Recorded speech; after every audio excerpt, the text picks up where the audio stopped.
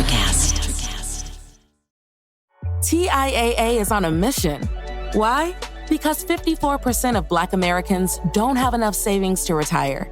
So in collaboration with big-name artists like Wyclef Jean, TIAA released Paper Right, new music inspiring a new financial future. With 100% of streaming sales going to a nonprofit that teaches students how to invest.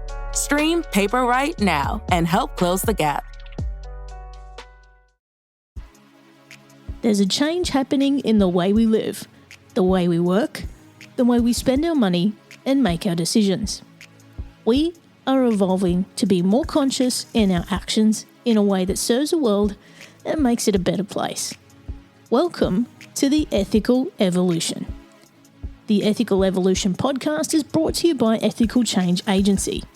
I'm Bindi, I'm the founder, and my mission is to help ethical entrepreneurs and holistic healers to find their voice through spiritual coaching and podcasting. I'm honoured to bring you the stories of those who create change through healing, kindness, innovation, purpose, and spirit. Understanding that to create collective change, we need to be the change. It all begins with us. Lucy Wood previously worked for LinkedIn and now helps soul-led organisations, entrepreneurs, leaders and coaches to take their business to the next level. She's also the host of the new podcast, Working Under Pleasure, where she explores conversations with changemakers who are asking for what they want, saying what they need, and openly talk about their pleasures and the ripple effect it's having in their lives. When Lucy and I found each other, we found another kindred soul that was the mirror of ourselves, and we connected on so many levels, and no doubt you can hear that come out in our conversation. I hope you enjoy it and get the same goosebumps that we did. Welcome, Lucy, to the Ethical Evolution. Hi, pleasure. Well, thank you for having me. I'm really excited to be part of this. Yes, and we just got chatting offline, and I think we could chat all day. so we thought we'd better capture some so that people can have a listen. Now, Lucy, for people who don't know who you are and what you do, can you go ahead and tell us? Yeah, of course. It's always a question that everyone's like, oh, God, where do I start? As you can probably tell, I'm English. I actually used to live in Australia, so I have probably a bit of a twang on the accent front. I'm currently living in Bali, and a little bit about myself is I was in the corporate world for about 6 years, and never fitted in, the classic kind of scenario, but really didn't know what else to do, was doing like the London grind and thought, you know what, I'm going to quit everything. I moved to Australia and then obviously moved in January 2020. Best time to obviously move and build the dream life. And obviously the pandemic happened. And so I then ended up getting back into a corporate job and was really annoyed at myself, to say the least. But I've always, like a little bit of a backstory, actually, I've always done podcasting and things on my lunch breaks. So I'd be the one that would be sneaking off on the tube in London, doing a sneaky like Zoom call in the most random situation for the last 5 years. And then thought to myself, while I was in Australia, like to take advantage of obviously the working from home setup, and started working for LinkedIn, which were very open to me being honest and saying this is my last ever corporate job. However, right now, you know, it's serving a purpose for me. So I then decided to move remotely to Bali and to start a nomadic lifestyle. My plan next year is to be between sort of Bali, Dubai. I'm craving a city life because I'm a Londoner at heart, and just continued with my podcasting, and then thought to myself, for me, as someone that worked for LinkedIn, I see this platform that isn't being utilized by entrepreneurs, by coaches, by healers, by energy workers, you know, all those beautiful places and spaces that the personal development world is in, isn't utilizing this platform. And so I left LinkedIn in September and created my own LinkedIn consulting business. But for me, what I really feel so passionate about is for women and men, you know, I never want to leave the men out because they need some help too, to fully feel like they're working from a place of pleasure. And that doesn't have to be sensual, sexual. It means that they're actually following their intuition and creating a business that's coming from a place of love and from their heart. But equally being realistic here, that there is obviously a masculine side to every person, that, you know, having a business with the right kind of teachings and mindset and ability to mix and tailor those two together. So it's an interesting one because I'm teaching people from a very corporate profile, which LinkedIn is seen to be, in a very much, I never like the word woo-woo, but in very much sort of different kind of place. And the funny thing is that somewhere like LinkedIn was actually a dating site. I don't know if you know this. So LinkedIn was originally. Was it really? Yeah. Yeah. I did not know that. How much more relaxed do you feel about that? And it's come full circle almost. Wow. Literally, right? And so a little bit of a backstory about that is LinkedIn was created to be a dating platform for Silicon Valley, because like-minded entrepreneurs working long hours of the day, not socializing with anyone, needed some sort of dating profile. And obviously that didn't kick off. And so it kind of became this real corporate platform. And I think a lot of people are like, myself included, when I joined the company, are like, oh, it's just, too formal, too, not cool. But actually, there is this gold mine, literally, of customers that have income. They want to grow themselves, you know, a lot of them probably want to get out of their 9 to 5s, let's be honest.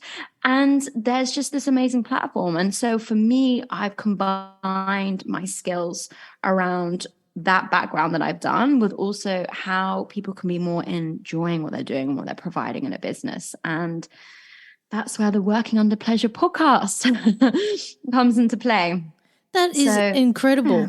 That is amazing. You know what? I have worked in social media for over 15 years, and I didn't know that one. So thank you for that. I have noticed a bit of a resurgence in the last year or so with LinkedIn, and people being a bit more real and being a bit more honest. And like particularly since the pandemic, I've seen a real shift in LinkedIn in the way people are communicating. They're being very raw, very vulnerable, very honest. And that's the stuff that hits people in the feels when it comes to social media. You know, when we can relate to another human, that's where we get the cut through. And no doubt that's probably what you do in your teaching, right? 100%. And I'm all about like the vulnerability, like you said, like we're all human beings. And that's why I've hated the corporate world, you know, kind regards, yours sincerely. Oh, that's just gross, right? Like I couldn't give a... I don't know if you can swear on this podcast, but I couldn't give a shit. I'm English, right? I couldn't give a shit. And what the escapism for me was that I could podcast and have real and raw conversations. And I'm, as you can tell, a talker. I love interviewing and also love presenting. But then to see that people were being real on LinkedIn and actually, you know, crying out for help sometimes as well, because social media, I think a lot of us are fed up of social media, really. It depends your mindset, but if people can understand that this is a platform that they can be themselves on and it attracts their client or their connections, like we were talking about earlier, and it's just a win-win. And I never like to bore people with stats, but I do just want to say something like simple. There's a new member that joins every 3 seconds. So like if you're not looking at it, but looking at it in a fun way, then you're missing out. You are missing out. And, you know, I don't get any commission from LinkedIn anymore. So this is just my internal experience. So yeah, it's a big part of the world that people need to tap into if they want. And you know something funny, I also have a corporate job that I do on the side, which we haven't even spoken about. And part of that, so I have a digital background, and so part of that is social media. And I find if I just step away from, you know, the analytical mind and let myself scroll through LinkedIn for a little bit, and I know we're banging on about LinkedIn here, but just give me a sec, is if I just scroll through that and see what other people are doing, I get so many innovative ideas because I'm starting to activate the other side of my brain and think about how does that relate to me? How can I deliver something similar?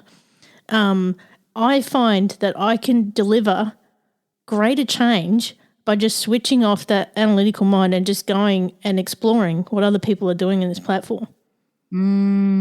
That's amazing that you've tapped into that, because It's okay. It's almost like I feel like you've been in the training programs, but I say to people, comment on, I don't like the word competitors, but like comment on the people that are doing what you want to do or similar things, because that's where your tribe, your clients are going to find you. They're not going to find you if they don't know or follow you, and that's the good thing about LinkedIn. So that's great that you get that inspiration when you have a little look and you see what else is going on out there. And you can also block out the noise quite easily as well. You can pick and choose what you want to see.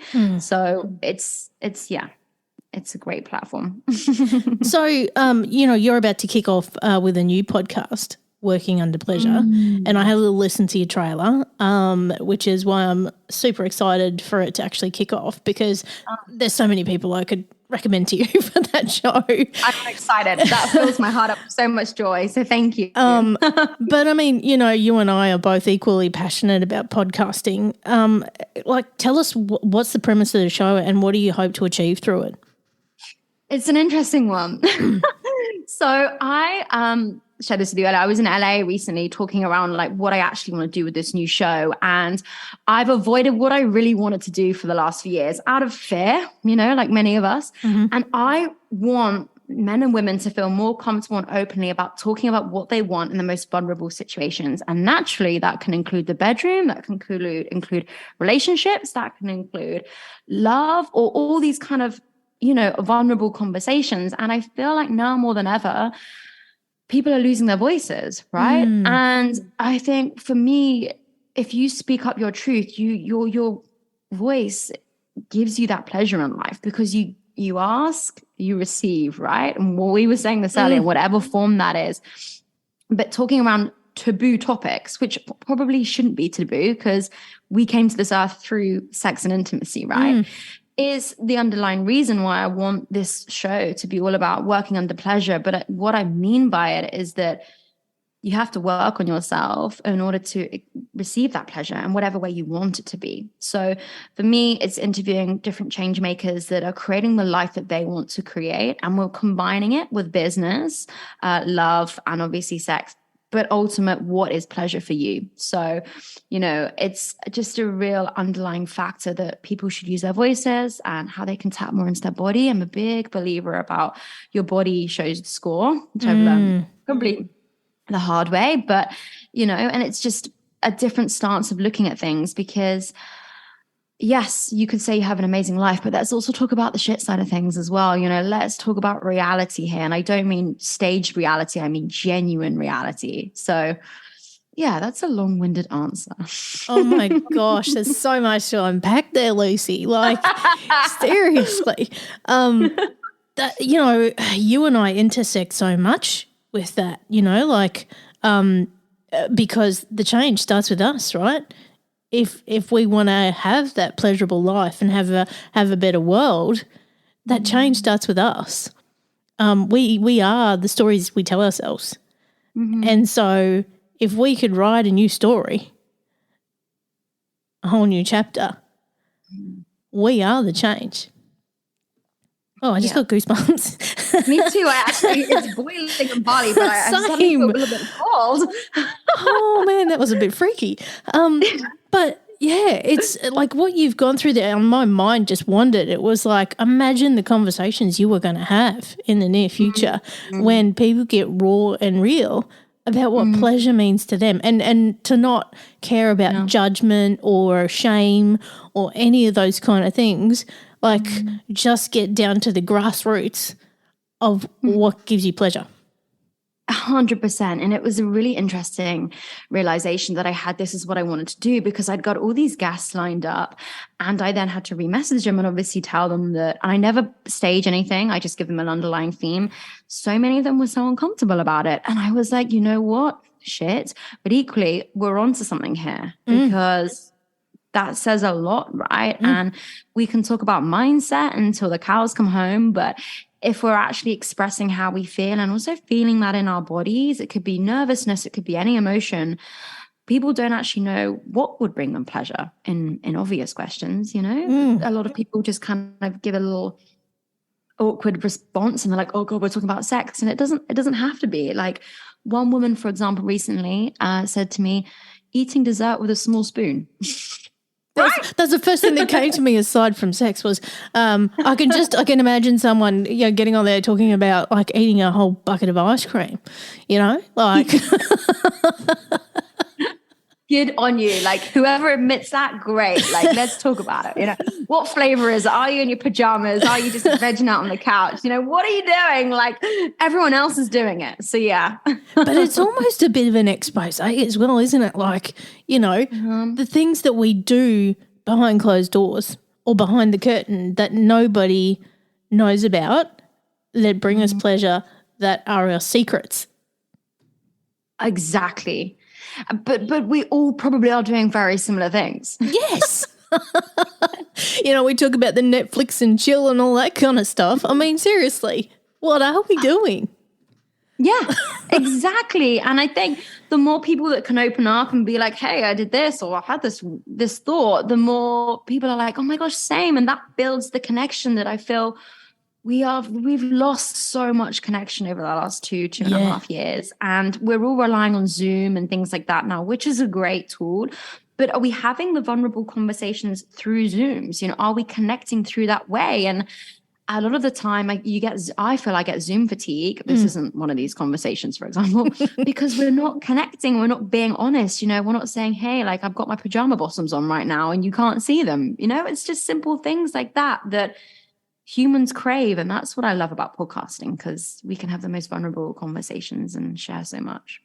And that's one of the things that I don't always say during an interview, but I'm going to say it right now, is that, and you've highlighted it just there in what you were saying when you changed your messaging and then people felt uncomfortable. Like I have a really highly developed intuition that allows me to know without even speaking to someone whether they're going to be a good fit and we're going to connect. Now, you're in Bali, I'm in Brisbane.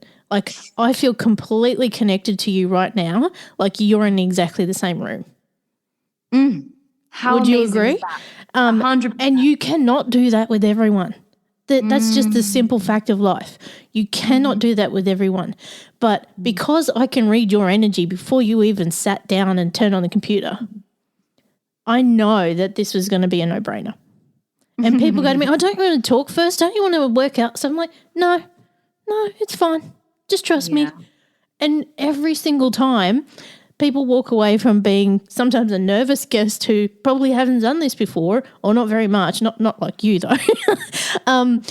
But they might, this might be their first podcast they've ever done, to being an absolute, like best friend, almost like family, soul sister, like we go through this transition in this conversation through connection.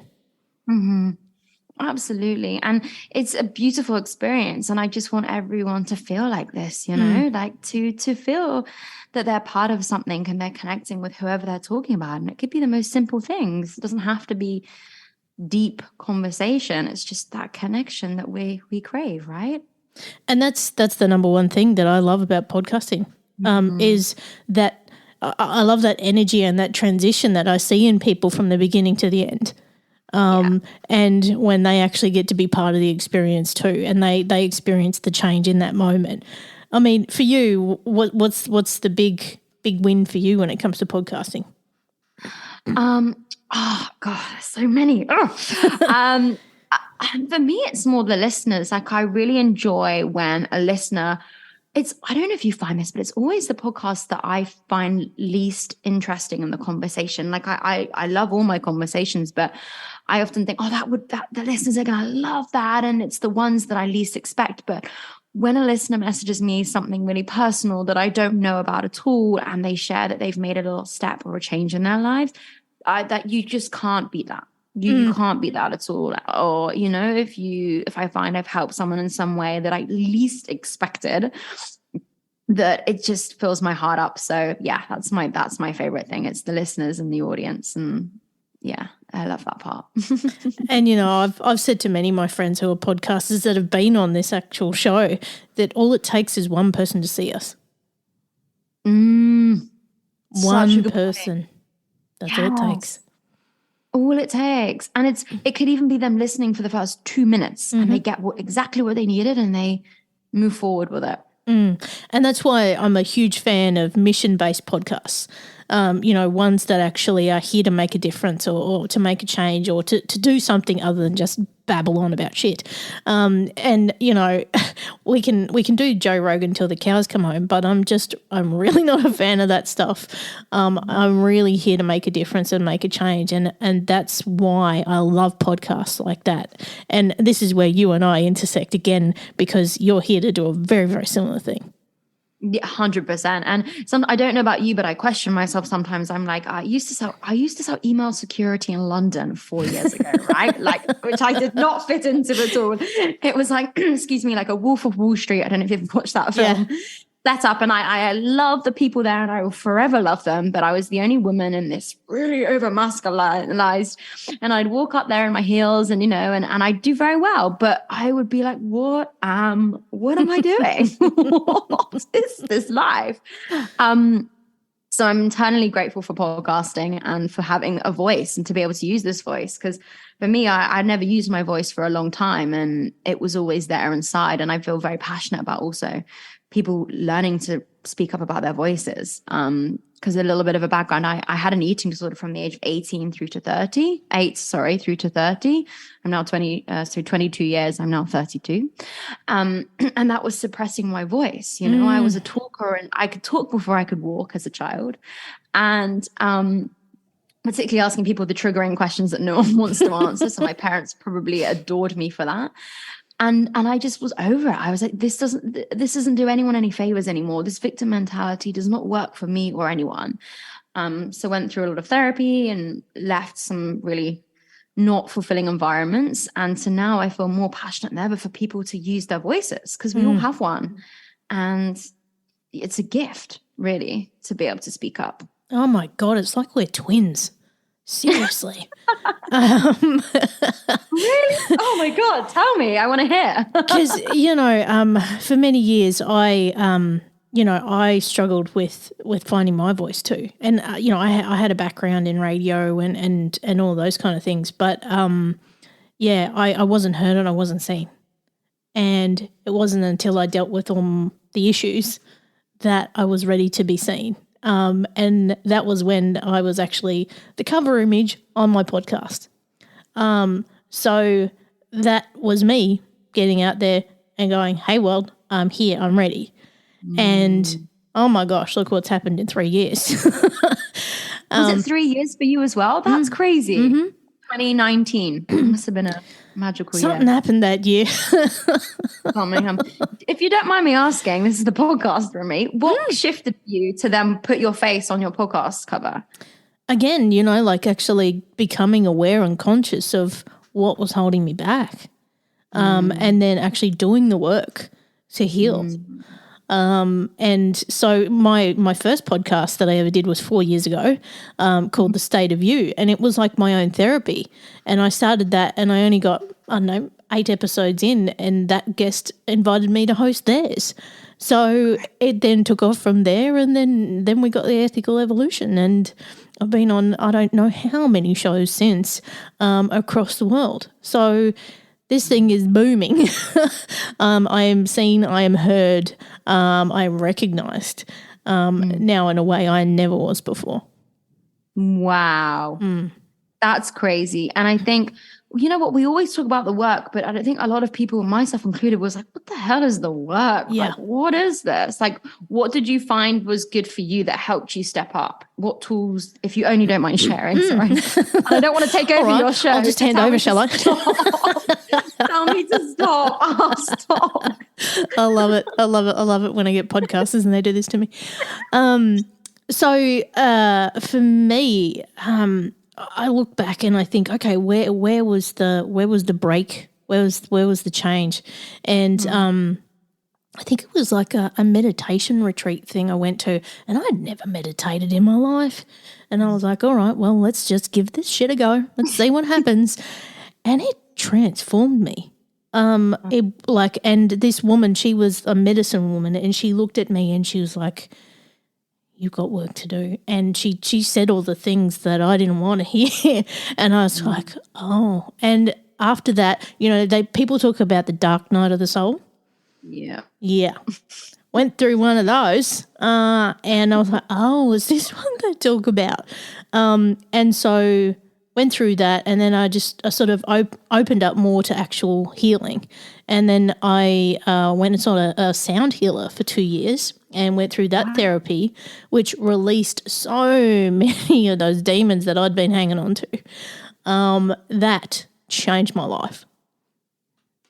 Wow. And now I actually write and create meditations for other people. So there you go. That's medicine in itself. That's crazy. And it's interesting to hear sound healing was the medicine for you. I've never heard anyone say that before. So yeah. Oh. Yeah, and look at the connections though. Sound healing, recording studio. Yeah. It's incredible. So it's funny that, the more you reach out in these circles, how much we've all got the same kind of story, how we're all healing the same stuff. We're already connected on a soul level somewhere else. And, I just hope that these future generations that might be listening right now don't have to go through the shit that we went through. Yeah, agreed.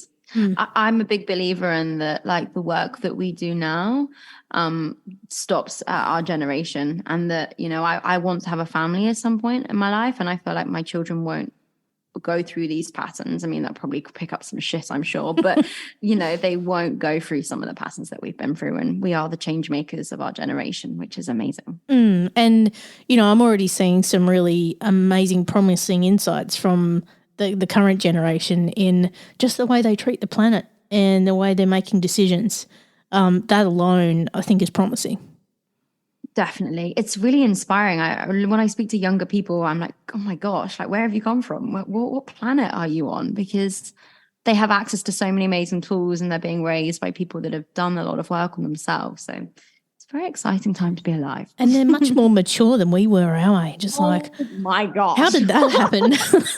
They look way cooler, way hotter as well. Like, I was not sexy at 14. And I know that sounds really wrong. Isn't it funny though? No.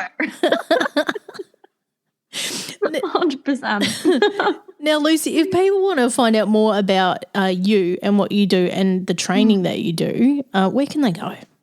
Yeah, sure. A couple of things. So there's the Working Under Pleasure podcast, which goes live at the end of the month. And so I'll give you the show links. So that's Working Under Pleasure. Also, if you go on LinkedIn, so I'm Lucy Wood on LinkedIn, there is sort of a list of my courses and training platforms there. And then obviously there is Instagram as well, which is I am L Wood. I'm not really a big Instagrammer, to be honest, but that is where you can see my YouTube channel on there as well. So yeah, those are all the links. I'm sure they'll probably change by the time this is launched, but I will update them in the notes. So that's where you can find me. I see what you did there. I am L Wood. I see what you did there. What do you mean? as in Legally Blonde, Elle Wood? Oh, I know. I get that all the time.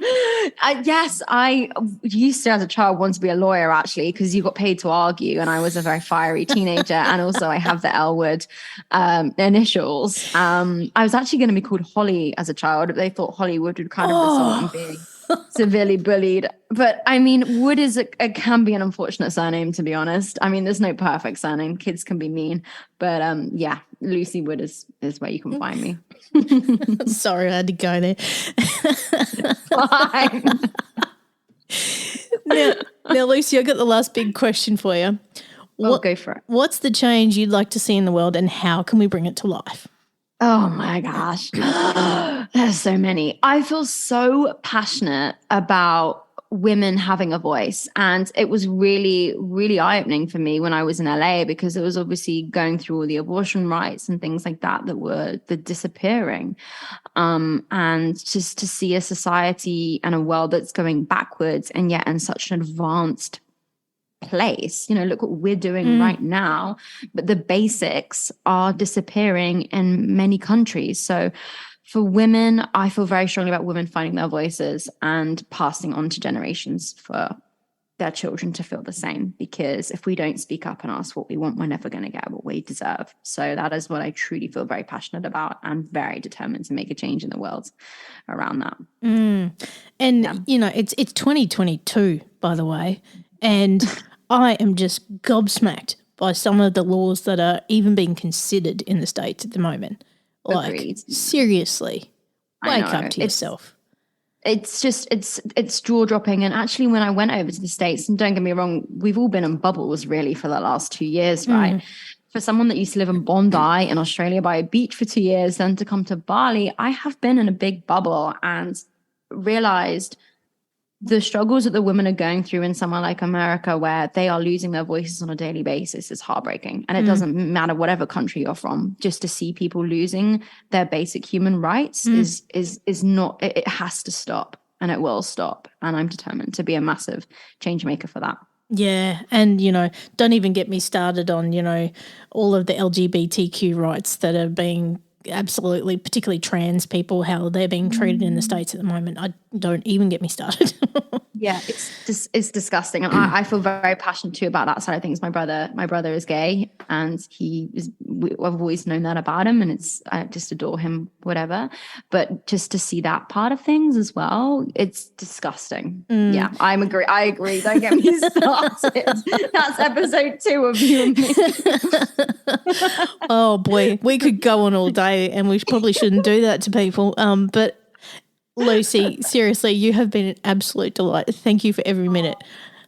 Pleasure. Thank you so much for having me. And if anyone feels, they want to speak more, or I'm an open book, so slide into my DM, drop me a message, and I'm always happy to help and support anyone find their voice. It's just magic. So if I can help anyone, let me know. Amazing. Thanks for listening to the Ethical Evolution podcast. If you're ready to be the change and would love to work with me on finding your voice through spiritual coaching or creating your own podcast with impact, visit ethicalchangeagency.com.